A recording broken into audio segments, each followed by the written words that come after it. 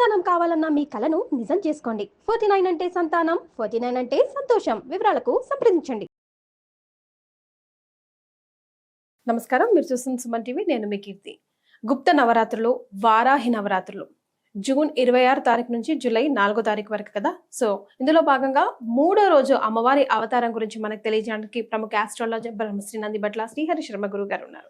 నమస్తే గురుగారు. వాగర్థావివ సంపృక్తౌ వాగర్థ ప్రతిపత్తయే జగతః పితరౌ వందే పార్వతీ పరమేశ్వరౌ. ఆదిత్యాయ చ సోమాయ మంగళాయ బుధాయ చ గురు శుక్ర శనిభ్యశ్చరాహవే కేతవే నమః. శృంగేరి జగద్గురు పీఠాధిపతులకి, కంచి పీఠాధిపతులకి నమస్కారములు తెలియజేసుకుంటూ కార్యక్రమాన్ని ప్రారంభిద్దాం. గురుగారు, ఇక అమ్మవారి 3వ అవతారం గురించి, విశిష్టత గురించి తెలియజేస్తారా? అమ్మవారు వారాహి అమ్మవారికి సంబంధించి నిన్నటి 2వ రోజున బృహత్ వారాహి అమ్మవారి రూపంలో కొలుచుకున్నాం. 3వ రోజు అమ్మవారిని స్వప్న వారాహి రూపంలో కొలుచుకోవాలి. ఈ అమ్మవారు చాలా విశిష్టమైనటువంటి దేవత, రాత్రి దేవత అని అంటారు. సాధారణంగా వారాహి అమ్మవారిని గుప్త నవరాత్రుల్లో వారాహి అమ్మవారిని సూర్యాస్తమయం నుంచి సూర్యోదయం లోపల మాత్రమే చేసుకోవాలి. కానీ ఈ అమ్మవారిని విశేషంగా రాత్రి దేవత ఎందుకన్నారు ఈ స్వప్న వారాహి అమ్మవారు అంటే, స్వప్నంలో మనకు దర్శనమిచ్చి మనం అడిగిన ప్రశ్నకి సమాధానం చెబుతుంది. కర్ణమాతంగి, అలాగే కర్ణ పిశాచి, ప్రశ్న గణపతి ఉన్నట్టుగానే స్వప్న వారాహి ప్రశ్నాంజనేయ స్వామి, ఆంజనేయుడు కల్లోకి వచ్చి సమాధానం చెబుతారు. అలాగే స్వప్న వారాహి ఈ అమ్మవారిని ఉపాసన చేసినటువంటి ఉపాసకులు ఏంటంటే, వాళ్ళ దగ్గరకు వచ్చినటువంటి సంబంధించిన ప్రశ్న అడిగినటువంటి వాళ్ళకి రాత్రిపూట కొంత నియమ ప్రకారం జపం చేసి ఈ ప్రశ్నకి సమాధానం ఏంటని చెప్పి నిద్రపోతే కలలో ఈ అమ్మవారు కనిపించి ఆ ప్రశ్నకి సమాధానము, పరిహారము అన్నీ తెలియజేస్తుంది. నిజంగా అమ్మ స్వప్నవారాహి మంత్రదేవత యొక్క విశిష్టతే ఇది. తర్వాత ఈ అమ్మవారు లక్ష్మీ అమ్మవారి అంటే వారాహి అమ్మవారి అంటే లక్ష్మీ అమ్మవారే కదా. వారాహి అమ్మవారి యొక్క ప్రసిద్ధమైనటువంటి అవతారం ఈ స్వప్న వారాహి అమ్మవారు. తర్వాత విష్ణువు వరాహ రూపాన్ని ఎత్తితే లక్ష్మి స్త్రీ వరాహ రూపంలో ఈ వరాహ రూపంలోనే ఉంటుంది. అంతేకాకుండా ఈ అమ్మవారు చీకటి మేఘాలతో కప్పబడి ఉంటుంది అని చెప్పబడింది. అంటే మేఘం అంటేనే చీకటిగా ఉంటుంది, కప్పబడిన ప్రకాశవంతంగా కనిపిస్తుందంటే అత్యంత తేజోవంతమైనటువంటి రూపమట ఈ అమ్మవారు. మెరుపులు మిరుమిట్లు గొరిపే వస్త్రాలంకరణతో ఉంటుంది. మొత్తం శరీరము నిండా దివ్యమైనటువంటి కాంతిని వెదజల్లే ఆభరణాలని ధరిస్తూ ఉంటుందట ఈ అమ్మవారు. ఈ అమ్మవారు 3 కళ్ళతో ఉంటుంది. 3 కళ్ళతో ఉండే ఇంకొక అమ్మవారు కూడా ఉన్నారు. అది కూడా మనం ఈ వచ్చే అమ్మవారి రూపంలో తెలుసుకుంటాం. పైగా ఏ వారాహి అమ్మవారికి అవతార రూపానికి కూడా లేనటువంటి స్పెషాలిటీ ఏమిటంటే, అమ్మవారి కిరీటంలో నెలవంక ఉంటుంది. ఇప్పుడు చాలా మంది తెలియక వారాహి అమ్మవారికి సంబంధించినటువంటి ఫోటోలు కానీ విగ్రహాలు కానీ తీసుకుంటారు కదమ్మా. చాలా మంది నెలవంక ఉన్నటువంటి అమ్మవారిని తీసుకుంటారు. అదంటే స్వప్న వారాహిని పూజిస్తున్నారు. కాంతివంతంగా కొంత ఫోటోలలో కూడా మెరుస్తూ ఉన్నట్టుగా ఉంటుంది అమ్మవారి రూపం. వెనకాల ఒక చక్కటి మెరుపులతో ఉన్నటువంటి రూపం కనబడుతుంది. అది స్వప్నవారాహి అమ్మవారే.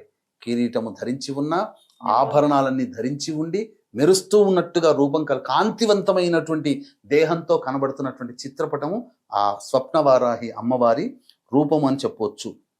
ఇంకా ఈ అమ్మవారి యొక్క విశిష్టత ఏమిటంటే, వరాహు స్వామి భూమిని తన దంతంతో నిలబెడతాడు కదా, ఇలా నిలబెడతాడు కదా దంతం మీద. ఈ అమ్మవారి యొక్క దంతం మీద కూడా భూమి నిలబడి ఉంటుందట. అంటే ఈ భూమండలాన్ని వరాహస్వామి ఏ విధంగానైతే భూమిని మోసాడో అదే విధంగా ఈ స్వప్నవారాహి అమ్మవారు భూమిని మోస్తుందట, దంతం మీద నిలబెడుతుందట. అటువంటి అమ్మవారు ఈ అమ్మవారు. ఈ అమ్మవారు ప్రధానంగా 4 చేతులు ఉంటాయి కదమ్మా. ఈ అమ్మవారు ఒక చేతిలో పాము, ఇంకొక చేతిలో మేక, ఒక చేతిలో కత్తి, ఇంకొక చేతిలో డాలు, ఇవన్నీ కూడా ఈ అమ్మవారు ఉంటుందట. ప్రధానంగా ఈ అమ్మవారి యొక్క వాహనం ఏమిటంటే అశ్వవాహనము, గుర్రము. కాబట్టి 3వ రోజు స్వప్నవారాహి రూపంలో అమ్మవారిని కొలిచేటప్పుడు గుర్రం మీద ఉన్నటువంటి అమ్మవారు ప్రకాశవంతమైనటువంటి వస్త్రాలంకరణ చేసి దివ్యమైన ఆభరణాలు ధరించి మెడల్లో చక్కగా ధరించి ఉండి, ఒక చేతిలో పాము, ఒక చేతిలో మేక, ఒక చేతిలో కత్తి, ఒక చేతిలో డాలు, అలాగే ఈ కిరీటంలో నెలవంక కలిగినటువంటి రూపాన్ని మనస్ఫూర్తిగా భావన చేస్తూ ఆ 3వ రోజు స్వప్నవారాహి అమ్మవారి అవతార స్వరూపముగా ఎవరైతే పూజ చేస్తారో ఈ అమ్మవారి పూజ వలన ప్రధానంగా సకల ఐశ్వర్యములు కలిగి శత్రువుల కోపం తగ్గిస్తుందట. ఓకే. ఇప్పుడు ప్రశాంత్ ఎంతటి వాడైనా ఒక శత్రువు మన మీద అటాక్ చేయాలని అనుకున్న వచ్చిన వాడు కూడా మనల్ని చూడగానే ఆ అమ్మవారి యొక్క అనుగ్రహం మన మీద ఉండడం చేత శత్రువు కూడా వచ్చి కోపాన్ని తగ్గించుకొని మనతో స్నేహంగా మెలిగి వెళ్ళిపోతాడు. ఇలాంటి రూపంలో ఈ అమ్మవారిని 3వ రోజు స్వప్నవారాహి అమ్మవారి రూపంలో కొలవాలమ్మ. అంతేకాకుండా వీక్షించేటువంటి ప్రేక్షకుల్లో చాలామంది ఈ యొక్క ప్రతిరోజు కూడా అమ్మవారిని విశేషంగా పూజ చేసుకుంటారు. ఎంత పూజ చేసినా ఈ సంబంధించినటువంటి హోమము జరిగితేనే, పూర్ణాహుతి జరిగితేనే ఆ పూజకి సంపూర్ణమైనటువంటి ఫలితం.